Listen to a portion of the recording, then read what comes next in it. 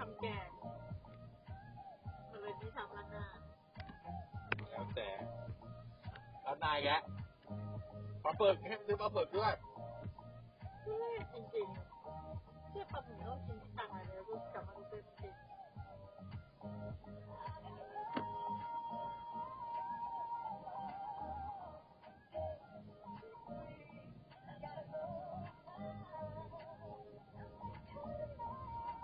แต่ถ้าวันนี้ทำแกงก็กลับก็ไม่ทันนะทันไหมไม่ทันทันอยู่แล้วออกขนาดนี้8 โมงวันถึง2 ทุ่มเราจากบ้านอ่ะ7:20แล้วว่ะเราจาก3 แยกแล้วนะตรงนั้นน่าจะเรียก3 แยก